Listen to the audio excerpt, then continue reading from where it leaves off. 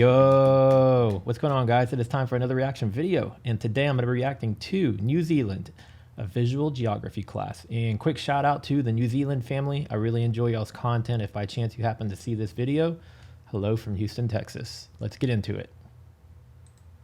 New Zealand, also known as Aotearoa, is an island nation in the Polynesia, a vast region with plenty of small islands in the Pacific Ocean. You can locate this country quite easily on any map you may have lying around.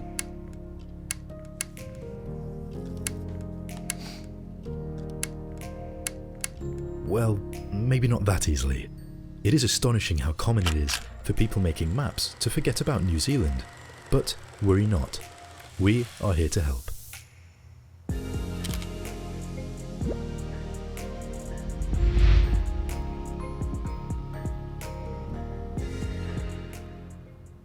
Lying in the Southwest Pacific and almost 2,000 kilometres east of Australia, New Zealand consists of two main islands, along many smaller islands scattered around the area.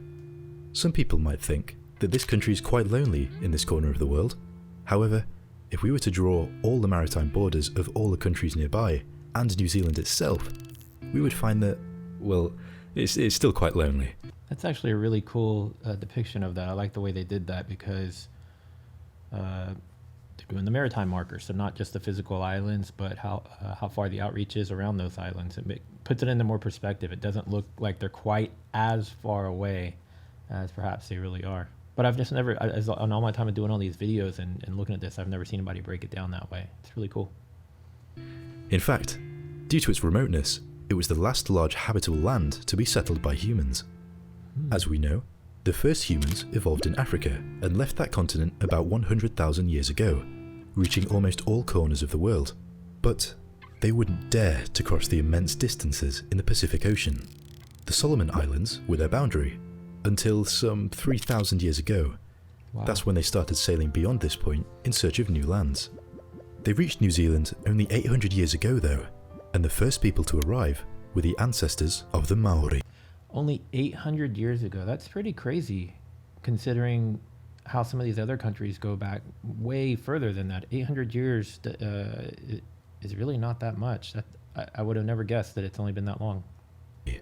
Which are the indigenous people of mainland New Zealand.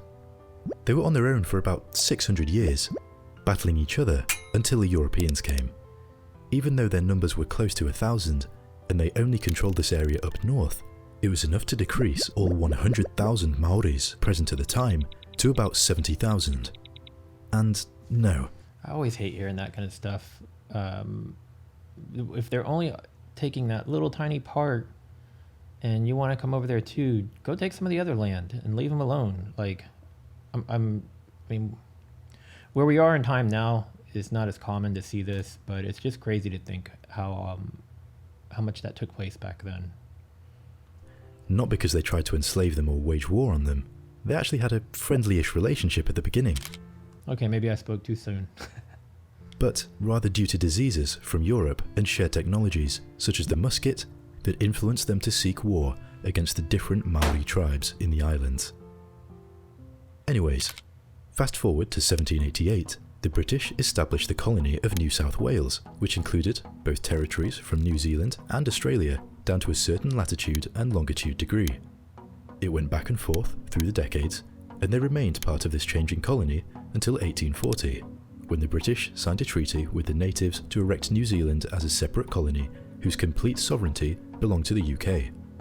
It is worth noting that the Maori claimed that the treaty translation didn't include the words full sovereignty, and this issue actually led to war and land confiscations by Britain.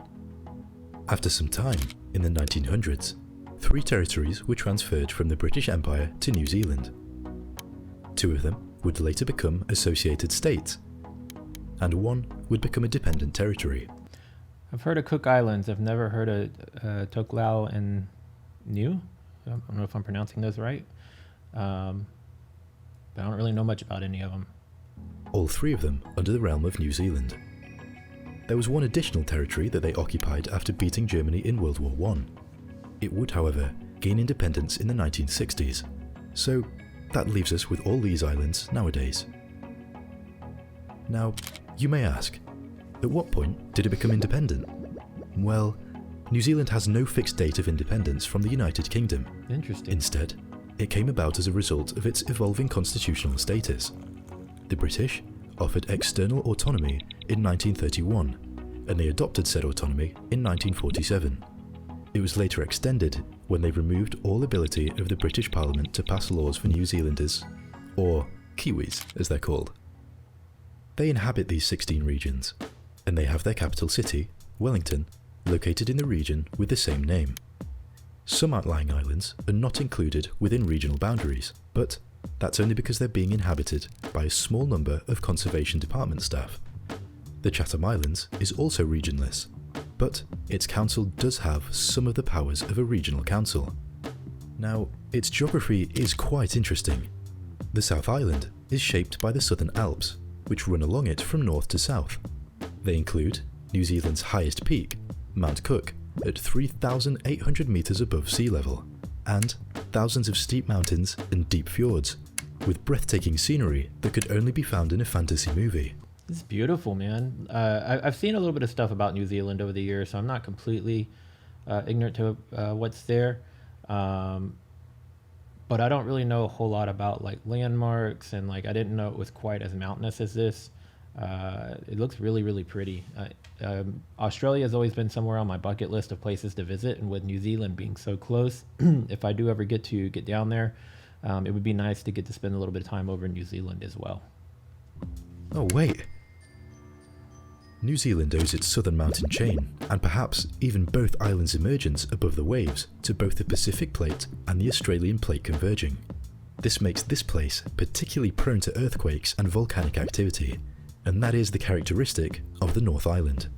It is less mountainous, yes, but with a prominent volcanic plateau with all these active volcanoes around. I actually watched a documentary on one of the volcanoes that erupted, and there was a tour of people there, and I think I watched that on Netflix. I can't remember for sure. Really sad story, lots of life lost. Just goes to show you can't predict anything when it comes to volcanoes. It's like, as cool as it would be to visit a site like that, I think that I would be too cautious to go anywhere near an active volcano, me personally. Including White Island, the most active volcano in New Zealand. Short and steep rivers also flow in the country, and they all feed forests, which make up about 38% of the land area. Add remoteness to all of these characteristics, and you'll find a very unique wildlife, such as many different species of birds, including the kiwi, the national animal. That's where the term kiwi came from. I was thinking of the fruit. I didn't know there was a bird called a kiwi. Climate-wise, New Zealand has a largely temperate climate, while the far north has subtropical weather during summer, and inland alpine areas of the South Island can be as cold as minus 10 degrees Celsius in winter.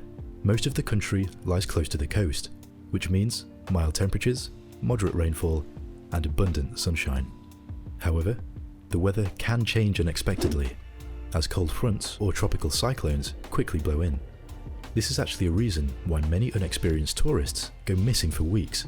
So, if you are going hiking, have fun, but take your precautions.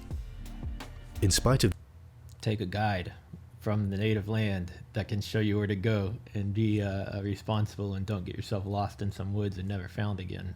this lesser known fact, New Zealand's tourism industry has become quite big, understandably. I mean, who wouldn't want to go there? So, the first thing you need to know is that the main hub of the country is Auckland, which is also the largest city, with its airport having non-stop flights from all of these places. Once here, you could fly to these regional airports. Or, Actually, let me go back and see that. I want to see. So I think this looks like it might be Houston, because I know that we have a lot of flights that go in and out of Houston. It also might be Georgia or Alabama. It's hard to tell for sure. I'll have to look that up and see if there's a flight straight out of Houston there. once here, you could fly to these regional airports. Or, take a ride through these roads. There is a ferry service here, by the way, so you can take your own car with you. This map reminds me of like super old, like maybe Super Nintendo or Nintendo 64 era of Super Mario Brothers. I like it. It's kind of cool. And I can't. It almost looks like if you were to mix Super Mario Brothers with Zelda. Completely unrelated, but I like these graphics. They're really neat. Making your dream adventure of going from Auckland to Queenstown, watching fantastic views, a 22-hour trip. In addition to tourism, New Zealand has one of the most globalised economies and depends greatly on international trade, mainly done through its port over here.